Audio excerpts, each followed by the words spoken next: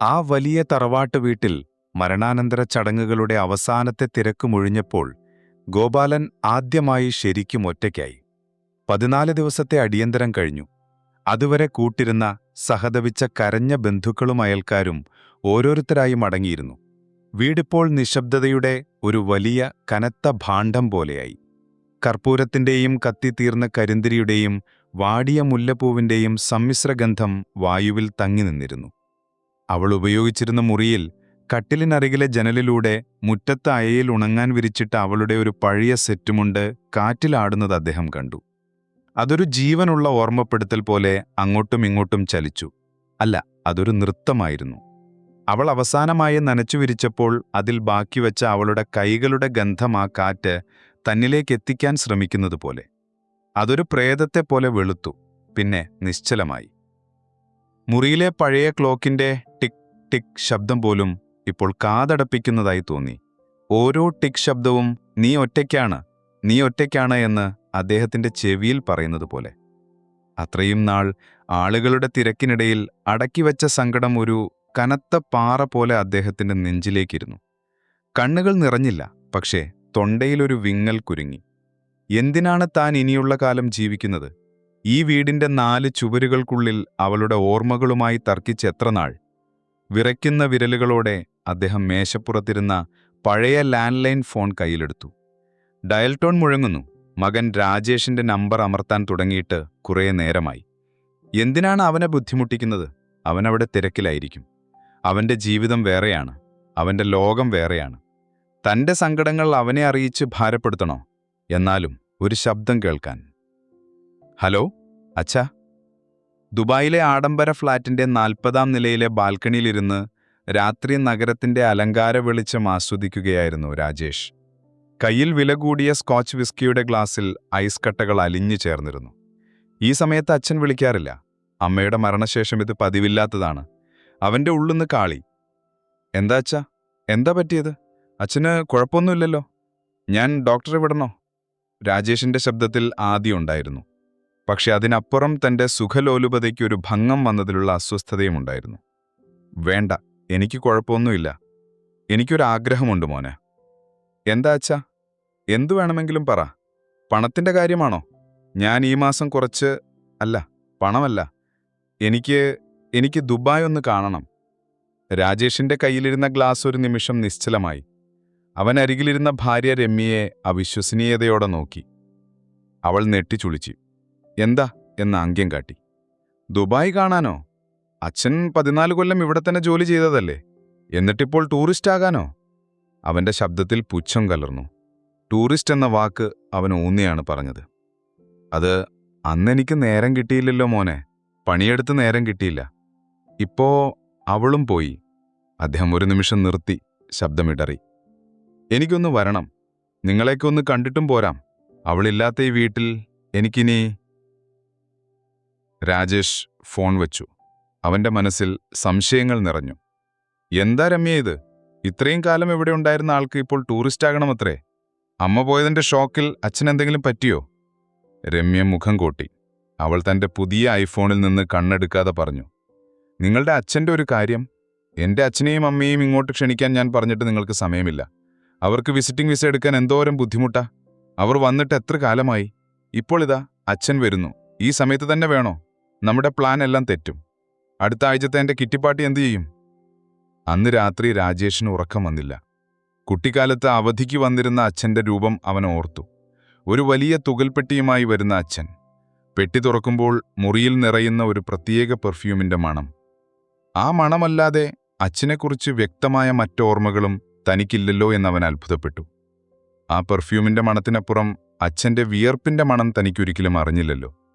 തന്റെ അച്ഛൻ എന്ത് ജോലിയാണ് ദുബായിൽ ചെയ്തിരുന്നതെന്ന് തനിക്ക് ശരിക്കും അറിയാമായിരുന്നോ? ഒരു മാനേജർ എന്നതിലുപരി. ദുബായ് എയർപോർട്ടിലെ ടെർമിനൽ 3-ലെ അറൈവൽ ഗേറ്റിനു പുറത്ത് ലോകത്തിലെ ഏറ്റവും തിരക്കേറിയ ആ വിമാനത്താവളത്തിൽ രാജേഷ് അക്ഷമ്പനായി തന്റെ റോളക്സ് വാച്ചിൽ നോക്കി നിന്നു. യാത്രികർ ഓരോരുത്തരായി പുറത്തേക്ക് വരുന്നു. തന്റെ സ്റ്റാറ്റസിനോട് ചേർന്ന ഒരു അച്ഛനെ ആയിരുന്നില്ല അവൻ പ്രതീക്ഷിച്ചതെങ്കിലും ഇത്രയും. കൺവെയർ ബെൽറ്റിൽ നിന്ന് ഇറങ്ങിവരുന്ന ആധുനിക യാത്രികർക്കിടയിൽ ഒരു പഴയ പോളിസ്റ്റർ ഷർട്ടും പാൻറ്റുമിട്ട് കയ്യിലൊരു ചെറിയ ബാഗുമായി ഗോപാലൻ ഒരു അപരിചിതനെ പോലെ നിന്നു. ആ ഷർട്ടിന്റെ നിറം മങ്ങിയിരിക്കുന്നു. പാതിവഴിയിൽ ഇസ്തിരിയിട്ടതുപോലെ ചുളിവുകൾ. അദ്ദേഹം ചുറ്റും നോക്കുന്നത് കണ്ട് രാജേഷിന് ചിരിയും അല്പം ജാള്യതയും തോന്നി. ഒരു സാധാരണ നാട്ടിൻപുറത്തുകാരൻ ആദ്യമായി നഗരം കാണുന്നതുപോലെ കൂറ്റൻ തൂണുകളിലേക്കും മിന്നിമറയുന്ന പരസ്യബോർഡുകളിലേക്കും ആളില്ലാതെ നീങ്ങുന്ന യാത്രാപാതയിലേക്കും അദ്ദേഹം അത്ഭുതത്തോടെ നോക്കി നിൽക്കുന്നു. അതിൽ ചവിട്ടാൻ മടിച്ച് അദ്ദേഹം ഒരു നിമിഷം നിന്നു. ഇതാണോ 14 കൊല്ലം ഇവിടെ ജീവിച്ച ആൾ? രാജേഷ് മനസ്സിൽ ചിന്തിച്ചു. തന്റെ കൂട്ടുകാരാരും ഇത് കണ്ടാതിരുന്നത് ഭാഗ്യം. അച്ഛൻ ഇതെല്ലാം ആദ്യമായി കാണുന്നത് പോലെ ഉണ്ടല്ലോ. രാജേഷ് തന്റെ വെള്ള ലെക്സസ് കാറിൽ കയറുമ്പോൾ അച്ഛന്റെ അത്ഭുതം കലർന്ന മുഖഭാവത്തെ കളിയാക്കിക്കൊണ്ട് പറഞ്ഞു. ആ, ഇവിടെയൊക്കെ ഒരുപാട് മാറിയല്ലോ. ഗോപാലൻ ആഡംബരക്കാരന്റെ തണുത്ത ലെതർ സീറ്റിലേക്ക് ഒതുങ്ങിയിരുന്ന് ഒരു ഒഴുക്കൻ മറുപടി പറഞ്ഞു. കാറിലെ AC-യുടെ തണുപ്പ് അദ്ദേഹത്തിന് അത്ര പിടിച്ചില്ല. അത് അദ്ദേഹത്തിന്റെ എല്ലുകളിലേക്ക് അരിച്ചു കയറുന്നതുപോലെ തോന്നി. നാട്ടിലെ ചൂടാണിതിലും ഭേദം. അദ്ദേഹം തന്റെ ചെറിയ തോൾസഞ്ചി നെഞ്ചോട് ചേർത്ത് പിടിച്ചു. ഷെയ്ഖ് സായിദ് റോഡിലൂടെ കാറ് പായുമ്പോൾ ബുർജ് ഖലീഫ ചൂണ്ടിക്കാട്ടി രാജേഷ് പറഞ്ഞു. അച്ഛാ, അതാണ് ലോകത്തിലെ ഏറ്റവും വലിയ കെട്ടിടം, ബുർജ് ഖലീഫ. ഗോപാലൻ ആ അമ്പരച്ചുംബിയിലേക്ക് നോക്കി, വെറുതെ തലയാട്ടി. ആ കെട്ടിടത്തിന്റെ മുകളറ്റം കാണാൻ അദ്ദേഹത്തിന് കഴുത്ത് പിറകോട്ട് ആകെ വളയ്ക്കേണ്ടി വന്നു. അദ്ദേഹത്തിന്റെ കണ്ണുകൾ പക്ഷേ ആകാശത്തേക്കല്ല, റോഡിനിരുവശവും തഴച്ചു വളരാൻ പാടുപെടുന്ന ഈന്തപ്പനകളിലേക്കും അതിനിടയിൽ പുല്ലുവെട്ടുന്ന മഞ്ഞ ജാക്കറ്റിട്ട തൊഴിലാളികളിലേക്കുമായിരുന്നു. പണ്ട് ഈ റോഡ് പണിയുമ്പോൾ ഞാനും അദ്ദേഹം പറയാൻ തുടങ്ങിയത് പാതിവഴിയിൽ വിഴുങ്ങി. ആ തൊഴിലാളികളുടെ മുഖത്തെ ക്ഷീണം അദ്ദേഹത്തിന് സുപരിചിതമായിരുന്നു. 40ാം നിലയിലെ ഫ്ളാറ്റിലെത്തിയപ്പോൾ ഗോപാലൻ ശരിക്കും അത്ഭുതപ്പെട്ടു. രമ്യ അവരെ സ്വീകരിക്കാൻ വാതിൽക്കൽ നിന്നിരുന്നു, ഒരു കൃത്രിമ ചിരിയോടെ. വീടിന്റെ തണുപ്പും വിലകൂടിയ എയർ ഫ്രഷ്നറിന്റെ ഗന്ധവും അദ്ദേഹത്തെ വീർപ്പുമുട്ടിച്ചു. ബാൽക്കണിയിൽ നിന്ന് താഴോട്ട് നോക്കിയപ്പോൾ വാഹനങ്ങളെല്ലാം ഉറുമ്പുകളെപ്പോലെ ഇഴയുന്നു. അദ്ദേഹത്തിന്റെ തല ചുറ്റുന്നതുപോലെ തോന്നി. ഇത്രയും മോളിലാണോ നിങ്ങൾ താമസിക്കുന്നത്? കാറ്റും വെളിച്ചവുമൊക്കെ ഉണ്ടല്ലോ, താഴോട്ട് വീഴാതെ നോക്കിക്കോണം. ഇവിടെ ഇങ്ങനെയാ അച്ഛാ? രാജേഷ് ചിരിച്ചു. ഇവിടെയാണ് സ്റ്റാറ്റസ്. അച്ഛന്റെ പെരുമാറ്റത്തിലെ നാട്ടിൻപുറത്തുകാരന്റെ മട്ട് അവനിൽ ചെറിയ അസ്വസ്ഥതയുണ്ടാക്കി. തന്റെ സ്റ്റാറ്റസിനോട് ചേരാത്ത എന്തോ ഒന്ന്. അടുത്ത ദിവസങ്ങളിൽ ഗോപാലൻ ഒരു യഥാർത്ഥ വിനോദസഞ്ചാരിയായി. എല്ലാ ദിവസവും രാവിലെ അദ്ദേഹം ഓരോ സ്ഥലങ്ങൾ കാണാൻ പുറപ്പെടും. രാജേഷിന് ഓഫീസിൽ പോകണം, രമ്യയ്ക്ക് അവളുടെ സുഹൃത്തുക്കളോടൊപ്പം പോകണം. അവർ ഒരു ടാക്സി ഡ്രൈവറെ ഏർപ്പാടാക്കി. ദുബായ് മാളിലെ ഭീമാകാരമായ അക്വേറിയത്തിനു മുന്നിൽ അദ്ദേഹം കുട്ടികളെപ്പോലെ നിന്നു. സ്രാവുകളും തിരണ്ടികളും നീന്തിക്കളിക്കുന്നത് നോക്കി അദ്ദേഹം ഏറെ നേരം ചെലവഴിച്ചു. ലതികേ, നീ നോക്കിയേ, എന്തു വലുതായി ഈ മീൻ. നമ്മുടെ കുളത്തിലെ പരൽമീനല്ല ഇത്, അദ്ദേഹം തന്നെത്താൻ പറഞ്ഞു. കോർണിഷിലെ കടൽ തീരത്ത് അദ്ദേഹം തിരകളെ നോക്കി ഒറ്റയ്ക്ക് ചിരിച്ചു. ചെരുപ്പൂരി മണലിലൂടെ നടന്നു. തിരമാലകൾ അദ്ദേഹത്തിന്റെ പാദങ്ങളെ തഴുകി മടങ്ങി. ഓരോ തിരയും ലതികയുടെ ഓർമ്മകളായിരുന്നു. അച്ഛൻ ശരിക്കും ഹാപ്പിയാണെന്ന് തോന്നുന്നു. എന്തായാലും വന്നത് നന്നായി. അമ്മ പോയതിന്റെ വിഷമം പതുക്കെ മാറുന്നുണ്ട്, രാജേഷ് ഒരു ദിവസം രമ്യയോട് പറഞ്ഞു. പക്ഷെ ഒരു ദിവസം വൈകുന്നേരം കോർണിഷിൽ വെച്ച് രമ്യ ആ കാഴ്ച കണ്ടു. രാജേഷിനൊപ്പം ഐസ്ക്രീം കഴിക്കുകയായിരുന്ന അവൾ കുറച്ചകലെ മാറി കടലിലേക്ക് നോക്കി നിൽക്കുന്ന ഗോപാലനെ ശ്രദ്ധിച്ചു. അദ്ദേഹം ഒറ്റയ്ക്ക് ആരോടോ സംസാരിക്കുന്നു. കൈകൾ ചലിപ്പിച്ച് ചിരിച്ചുകൊണ്ടെന്തോ കാര്യമായി വിവരിക്കുന്നു. ഇടയ്ക്ക് ആകാശത്തേക്ക് നോക്കി എന്തോ പറയുന്നു. ലതികേ, നീ ഇത് കാണുന്നുണ്ടോ? എന്തു ഭംഗിയാ! പണ്ട് ഞാൻ പറഞ്ഞ കടലിതാ. നീ കൂടെ ഉണ്ടായിരുന്നെങ്കിൽ. നിനക്ക് തിരകളെ പേടിയാണെന്ന് പറഞ്ഞത് ഓർമ്മയുണ്ടോ? ഇത് പക്ഷെ ശാന്തമായ കടലാ. വാ, നമുക്ക് കുറച്ചുനേരം ഇവിടെ ഇരിക്കാം. ഗോപാലൻ തന്റെ ഭാര്യയോട് സംസാരിക്കുകയായിരുന്നു. അസ്തമയ സൂര്യന്റെ സ്വർണ്ണനിറം അദ്ദേഹത്തിന്റെ മുഷിഞ്ഞ ഷർട്ടിൽ തട്ടിത്തിളങ്ങി. കടൽ തീരത്ത് അസ്തമയത്തിൽ ഒറ്റയ്ക്ക് നിൽക്കുന്ന ഒരാളിലെ ചിത്രം. രമ്യയുടെ ഉള്ളിലൊരു ഭയമിരച്ചു കയറി. അവൾ രാജേഷിന്റെ കയ്യിൽ മുറുകെ പിടിച്ചു. രാജേഷ്, നിങ്ങളുടെ അച്ഛന് എന്തെങ്കിലും? അവളുടെ ശബ്ദം താണു. അമ്മ പോയതിന്റെ ഷോക്കിൽ മനസ്സിന്റെ സമനില വല്ലതും. നമുക്ക് ഡോക്ടറെ കാണിച്ചാലോ? ആ ചോദ്യം രാജേഷിനെയും പിടിച്ചുകുലുക്കി. അച്ഛന്റെ ഈ വിചിത്രമായ പെരുമാറ്റങ്ങൾക്ക് പിന്നിൽ താൻ ഭയക്കുന്നത് തന്നെയാണോ? അമ്മയോടുള്ള അടങ്ങാത്ത സ്നേഹം അച്ഛനെ ഭ്രാന്തിന്റെ വക്കിലാക്കിയോ? അടുത്ത ദിവസം ദുബായ് മോളിൽ പോയി വന്ന ഗോപാലന്റെ കയ്യിൽ ഒരു ചെറിയ ഷോപ്പിംഗ് ബാഗ് മാത്രമേ ഉണ്ടായിരുന്നുള്ളൂ. രാജേഷ് അച്ഛനെ ഒരുപാട് വിലകൂടിയ പെർഫ്യൂം കടകളിൽ കൊണ്ടുപോയിരുന്നു. ജോ മലോൺ, ടോം ഫോർഡ് എന്നിങ്ങനെ പേരുകൾ കേട്ട് ഗോപാലൻ അന്തം വിട്ടു. ഒരു കുപ്പിക്ക് തന്റെ ഒരു മാസത്തെ പെൻഷൻ തുകയേക്കാൾ കൂടുതൽ. അദ്ദേഹം അവിടങ്ങളിൽ നിന്നൊന്നും വാങ്ങിയില്ല. വൈകുന്നേരം അദ്ദേഹം ആ ചെറിയ ബാഗിൽ നിന്ന് ഒരു പെർഫ്യൂം കുപ്പി പുറത്തെടുത്തു. വളരെ പഴയൊരു ബ്രാൻഡ്, ഇപ്പോൾ അധികം ആരും ഉപയോഗിക്കാത്ത, കരാമയിലെയോ ബർദുബായിലെയോ ഒരു പഴയ മലയാളിക്കടയിൽ മാത്രം കിട്ടുന്ന ഒന്ന്. അതിന്റെ കുപ്പിക്ക് പോലും ഒരു പഴഞ്ചൻ മണമുണ്ടായിരുന്നു. ഇതെന്താ അച്ഛാ, ഈ പഴയ മണം? ഇവിടെ എത്ര നല്ല ബ്രാൻഡുകൾ കിട്ടും? രാജേഷ് നെറ്റി ചുളിച്ചുകൊണ്ട് ചോദിച്ചു. ഇത് നിന്റെ അമ്മയ്ക്ക് ഏറ്റവും ഇഷ്ടപ്പെട്ട മണമാ. ഗോപാലന്റെ ശബ്ദം പതറി. അവൾ എപ്പോഴും പറയും, ഞാൻ നാട്ടിലേക്ക് വരുമ്പോൾ പെട്ടി തുറക്കുമ്പോൾ കിട്ടുന്ന ഈ മണമാണ് അവൾക്ക് ഏറ്റവും ഇഷ്ടമെന്ന്. അദ്ദേഹം ആ കുപ്പി തുറന്ന് അതിന്റെ മണം ഉള്ളിലേക്കെടുത്തു. ഒരു നിമിഷത്തെ നിശബ്ദത, ഒരു ഗതകാലം മുഴുവൻ ആ ഗന്ധത്തിലൂടെ അദ്ദേഹത്തിന്റെ മനസ്സിലേക്ക് ഇരച്ചുവന്നു. അവൾ ആദ്യമായി ഈ മണം ഇഷ്ടമാണെന്ന് പറഞ്ഞ രാത്രി, 20 വർഷം മുൻപ് നാട്ടിലേക്കുള്ള വിമാനം കയറുന്നതിന് മുൻപ് ഈ മണം വാരിപ്പൂശുമ്പോൾ കൂട്ടുകാർ കളിയാക്കിയത്. വാങ്ങിക്കഴിഞ്ഞപ്പോഴാ മോനെ ഓർത്തത്, ഇത് മണക്കാൻ അവളില്ലല്ലോന്ന്. അത് പറഞ്ഞപ്പോൾ ആ അച്ഛന്റെ കണ്ണിൽ നിറഞ്ഞു. രാജേഷ് സ്തംഭിച്ചുപോയി. ആദ്യമായി അച്ഛന്റെ വിചിത്രമായ പെരുമാറ്റത്തിന് താനൊരു ഉത്തരം കണ്ടെത്തുകയാണെന്ന് അവന് തോന്നി. ഇത് അമ്മയോടുള്ള അടങ്ങാത്ത സ്നേഹമാണ്. വേർപാടിന്റെ വേദനയാണ് അച്ഛനെ ഇങ്ങനെയാക്കിയത്. അവൻ അച്ഛനെ സമാധാനിപ്പിക്കാൻ ശ്രമിച്ചില്ല. പകരം ആ വേദനയെ തന്റെ മനസ്സിലേക്കും ഏറ്റുവാങ്ങി. ആ പെർഫ്യൂം തന്റെ അച്ഛന്റെ പ്രണയത്തിന്റെ സ്മാരകമാണെന്ന് അവൻ കരുതി. എനിക്ക് കരാമയിലെ ആ പഴയ ഡാൻസ് ഡാറൊക്കെ ഒന്ന് കാണണം. അത്താഴം കഴിച്ചുകൊണ്ടിരിക്കുമ്പോൾ ഗോപാലന്റെ അടുത്ത ആവശ്യം കേട്ട് രമ്യയ്ക്ക് ചിരിയടക്കാനായില്ല. ആഹാ, അച്ഛൻ പണ്ട് അടിച്ചുപൊളിച്ചതിന്റെ ബാക്കിയാവും. അവിടെയൊക്കെ പോയിട്ടുണ്ടല്ലേ? അവൾ കളിയാക്കി. രാജേഷിന് പക്ഷേ തമാശയായി തോന്നിയില്ല. അവന് ദേഷ്യവും നാണക്കേടുമാണ് വന്നത്. അച്ഛാ, അതൊക്കെ മോശം സ്ഥലങ്ങളാ. ഫാമിലിയായി പോവാൻ പറ്റിയതല്ല. അവിടുത്തെ മണവും ബഹളവും ഒന്നും അച്ഛന് പിടിക്കില്ല. വൃത്തികെട്ട സ്ഥലങ്ങളാ. എനിക്ക് അകത്ത് കയറണ്ട, പുറത്തുനിന്ന് കണ്ടാൽ മതി. പണ്ട് ഞങ്ങളൊക്കെ താമസിച്ചിരുന്ന സ്ഥലമല്ലേ? ഗോപാലൻ വാശി പിടിച്ചു. അന്ന് രാത്രി രാജേഷ് മനസ്സില്ലാ മനസ്സോടെ അച്ഛനെയും കൊണ്ട് കരാമയിലെ തിരക്കേറിയ തെരുവിലെത്തി. പുതിയ ദുബായിൽ നിന്ന് എത്ര വ്യത്യസ്തം! കാർ പാർക്ക് ചെയ്ത് അവർ പുറത്തിറങ്ങി. ഉച്ചത്തിൽ ഹിന്ദി പാകിസ്ഥാനി സംഗീതം, നിയോൺ വെളിച്ചങ്ങൾ, പലതരം പെർഫ്യൂമുകളുടെയും വിയർപ്പിന്റെയും ഷവർമയുടെയും എണ്ണയുടെയും സമ്മിശ്ര ഗന്ധം. ബാറിന്റെ വാതിൽക്കൽ തിക്കും തിരക്കും കൂട്ടുന്നവരെയും അല്പവസ്ത്രധാരികളായ സ്ത്രീകളെയും ഗോപാലൻ നിർവികാരമായി നോക്കി നിന്നു. രാജേഷ് തന്റെ ഷർട്ടിന്റെ കോളർ കൊണ്ട് മൂക്ക് പൊത്തിപ്പിടിച്ചിരുന്നു. പണ്ട് നിന്റെ അമ്മയ്ക്കൊരു സംശയമുണ്ടായിരുന്നു, ഞാൻ ഇവിടെയൊക്കെയാണ് കഷ്ടപ്പെട്ടുണ്ടാക്കുന്ന കാശ് കളയുന്നതെന്ന്. ഒരിക്കൽ അവൾ ഫോണിൽ വിളിച്ച് ഒരുപാട് വഴക്കിട്ടു. ഞാനന്ന് സത്യം ചെയ്തു, ഈ പടി ഞാൻ ചവിട്ടില്ലാന്ന്.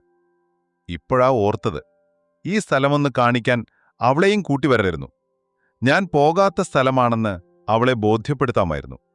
രാജേഷിനൊന്നും മനസ്സിലായില്ല. അച്ഛന്റെ ഓരോ വാക്കുകളും അവനെ കൂടുതൽ ആശയക്കുഴപ്പത്തിലാക്കി. എന്തിനാണ് അച്ഛൻ ഈ പഴയ കാര്യങ്ങൾ ഇപ്പോൾ ഓർക്കുന്നത്? അടുത്ത ദിവസം കാറിൽ വെച്ചാണ് അടുത്ത ബോംബ് വീണത്. അവർ ഡൗൺ ടൗണിലെ മനോഹരമായ കെട്ടിടങ്ങൾക്കിടയിലൂടെ സഞ്ചരിക്കുകയായിരുന്നു. മോനെ, നമുക്ക് സോനാപൂർ വരെ ഒന്ന് പോകണം. രാജേഷ് കാർ പെട്ടെന്ന് ബ്രേക്ക് ചെയ്തു. പിറകിലെ ഹോൺ മുഴങ്ങി. സോനാപൂറോ? അവിടെ എന്ത് കാണാനാ? ദൈവമേ, അച്ഛന് വട്ടായോ? അതൊക്കെ ലേബർ ക്യാമ്പുകളാ, വൃത്തിയില്ലാത്ത സ്ഥലമാണ്. അച്ഛന് വല്ല അസുഖം പിടിപെടും. അങ്ങോട്ടൊന്നും എന്റെ കാർ പോവില്ല. അവന്റെ ശബ്ദമുയർന്നു. എനിക്ക് പോയേ പറ്റൂ. ഗോപാലന്റെ ശബ്ദത്തിന് ആദ്യമായി കനം കൂടി. അവിടെയാണ് ഞാൻ. എനിക്ക് വേണ്ടപ്പെട്ട ചിലരുണ്ട്. എന്റെ അവസാനത്തെ കുറച്ച് സാധനങ്ങൾ അവിടെയുണ്ട്. രാജേഷ് ദേഷ്യത്തോടെ സ്റ്റിയറിംഗിലിടിച്ചു. എന്തിനാണ് അച്ഛാ ഇങ്ങനെ ബുദ്ധിമുട്ടിക്കുന്നത്? ഞാൻ അച്ഛനെ ബുർജ് അൽ അറബിൽ കൊണ്ടുപോകാം, പാം ജുമൈറയിൽ കൊണ്ടുപോകാം. അവിടുത്തെ ഫോട്ടോ എടുത്ത് നാട്ടിൽ കാണിക്കാം. അല്ലാതെ ഈ ചേരി പോലത്തെ സ്ഥലത്ത് എന്റെ കൂട്ടുകാർ ആരെങ്കിലും അറിഞ്ഞാൽ എനിക്ക് നാണക്കേടാണ്. എന്റെ കാർ അങ്ങോട്ട് കൊണ്ടുപോകാൻ പറ്റില്ല. വണ്ടി വിടുമോനെ? ഗോപാലൻ ശാന്തനായി പറഞ്ഞു. നീ കൊണ്ടുപോയില്ലെങ്കിൽ ഞാൻ ടാക്സി വിളിച്ചു പൊക്കളാം. എനിക്ക് വഴിയറിയാം. വേറെ വഴിയില്ലാതെ രാജേഷ് തന്റെ ആഡംബരക്കാരന്റെ GPS-ൽ ആ പേര് ടൈപ്പ് ചെയ്തു. സോനാപൂർ. നഗരത്തിന്റെ എല്ലാ സുഖസൗകര്യങ്ങളിൽ നിന്നും അകലെ, മരുഭൂമിയുടെ ഒത്ത നടുവിലുള്ള, പുറംലോകം കാണാൻ ആഗ്രഹിക്കാത്ത ആ സ്ഥലത്തേക്ക്. സോനാപൂരിലെ ലേബർ ക്യാമ്പുകളുടെ നിരയിലേക്ക് കാർ തിരിഞ്ഞപ്പോൾ രാജേഷ് കാറിന്റെ ഗ്ലാസ് ഉയർത്തി. AC-യുടെ തണുപ്പ് കൂട്ടി. പുറത്ത് പൊടിയും ചൂടുമാണ്. മരുഭൂമിയുടെ മണം. നീല യൂണിഫോം ധരിച്ച ആയിരക്കണക്കിന് തൊഴിലാളികൾ. ഒരേപോലത്തെ മുഖങ്ങൾ, ഒരേപോലത്തെ ക്ഷീണം. വഴിയരികിൽ കൂട്ടം കൂടി നിൽക്കുന്ന ബസ്സുകൾ, ചെറിയ ബക്കാലകൾ, പലചരക്ക് കടകൾ, വായുവിൽ വറുത്ത പരിപ്പുവടിയുടെയും സിഗരറ്റിന്റെയും കലർന്ന ഗന്ധം. ഗോപാലൻ പറഞ്ഞ ഒരു പ്രത്യേക ക്യാമ്പിന്റെ ഗേറ്റിന് മുൻപിൽ കാർ നിർത്തി. ഒരു നിമിഷം അദ്ദേഹം പുറത്തിറങ്ങാതിരുന്നു. ആ ഗേറ്റിലേക്ക് നിർനിമേഷനായി നോക്കി. തന്റെ ജീവിതത്തിലെ ഏറ്റവും നല്ലതും മോശവുമായ എത്രയോ നിമിഷങ്ങൾക്ക് സാക്ഷ്യം വഹിച്ച കവാടം. എന്നിട്ട് പതുക്കെ പുറത്തിറങ്ങി. ഗേറ്റിലെ നേപ്പാളി സെക്യൂരിറ്റി ഗാർഡ് ഉറക്കെ സംസാരിച്ചുകൊണ്ട് ഓടി വന്നു. ഇതർ ഗാഡി പാർക്കിംഗ് മണാഹേ, ഹട്ടോ. അവന്റെ വാക്കുകൾ മുറിഞ്ഞു. അവൻ ഗോപാലന്റെ മുഖത്തേക്ക് സൂക്ഷിച്ചു നോക്കി. ഒരു നിമിഷം. പിന്നെ അവന്റെ മുഖം അത്ഭുതം കൊണ്ട് വിടർന്നു. ഗോപാലേട്ടാ! അവൻ ഓടിവന്ന് ഗോപാലിനെ കെട്ടിപ്പിടിച്ചു. സെക്യൂരിറ്റി പോസ്റ്റ് ഉപേക്ഷിച്ച് അവൻ അകത്തേക്ക് നോക്കി ഉറക്കെ വിളിച്ചു. അരേ ഭായ് ലോക് ദേഖോ, കോനായാ? ഹമര ഗോപാലേട്ടനായാ? അല്ലയോ സഹോദരങ്ങളെ, നോക്കൂ, ആരാ വന്നതെന്ന്. നമ്മുടെ ഗോപാലേട്ടൻ വന്നു. കാറിൽ നിന്നിറങ്ങിയ രാജേഷ് ഞെട്ടലോടെ ആ കാഴ്ച കണ്ടു. പല മുറികളിൽ നിന്ന്, പല കെട്ടിടങ്ങളിൽ നിന്ന് ആളുകൾ ഓടിക്കൂടുന്നു. പാകിസ്ഥാനികൾ, ബംഗ്ലാദേശികൾ, ഇന്ത്യക്കാർ. അവർ അച്ഛനെ പൊതിഞ്ഞു. ഗോപാൽ ഭായ്, ഗോപാലേട്ടാ, എപ്പോ വന്നു? കേസേർ. ഇത് തന്റെ അച്ഛനല്ല. ഇത് അവർക്കെല്ലാവർക്കും വേണ്ടപ്പെട്ട ഗോപാലേട്ടനാണ്. തന്റെ അച്ഛൻ താൻ കരുതിയ ആളല്ലെന്ന് രാജേഷ് തിരിച്ചറിയുന്ന നിമിഷമായിരുന്നു അത്. ഈ പൊടിയും വിയർപ്പും നിറഞ്ഞ സ്ഥലത്ത് തന്റെ അച്ഛൻ ഒരു രാജാവിനെപ്പോലെ നിൽക്കുന്നു.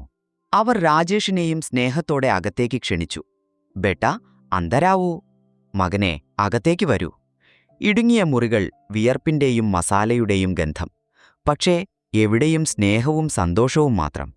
രാജേഷിന്റെ ഫ്ളാറ്റിലെ കൃത്രിമമായ എയർ ഫ്രഷ്നറിന്റെ ഗന്ധത്തേക്കാൾ ജീവനുള്ള മണം. ഇന്ന് വെള്ളിയാഴ്ചയാണ്. ഗോപാലേട്ടൻ വന്ന സ്ഥിതിക്ക് ഇന്ന് ഗംഭീര ബിരിയാണി വെക്കണം, കൂട്ടത്തിലൊരാൾ പറഞ്ഞു. രാജേഷ് അത്ഭുതപ്പെട്ടു.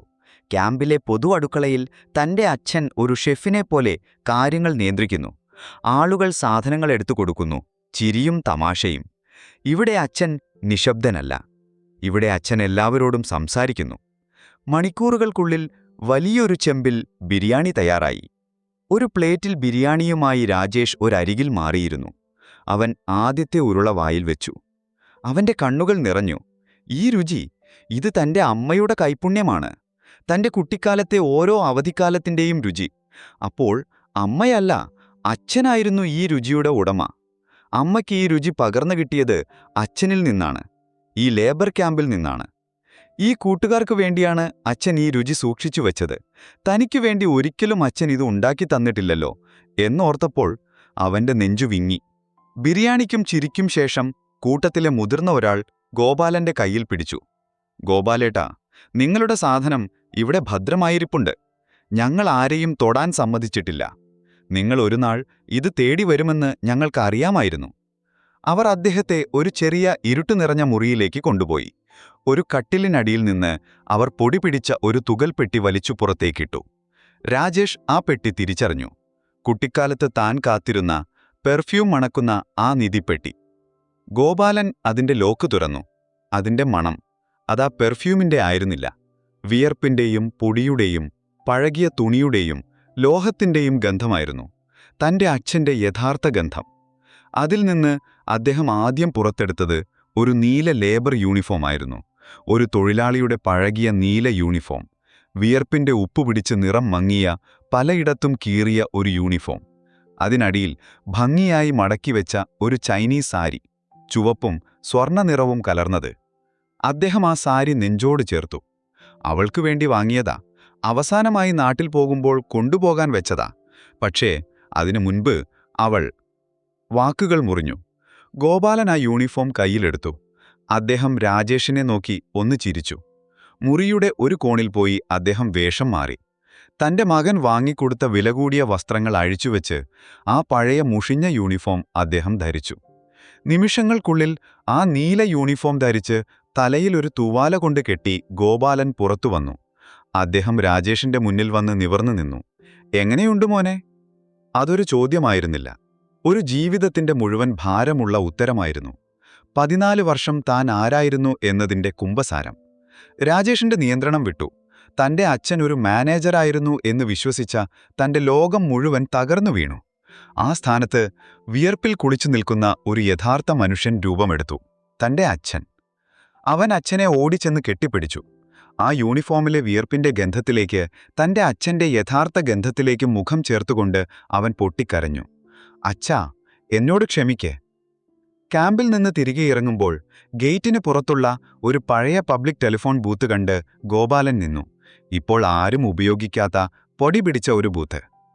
അദ്ദേഹം അതിനകത്ത് കയറി. പഴയ ഡയൽ ഫോണിൽ ഓർമ്മയിൽ നിന്നൊരു നമ്പർ കറക്കി.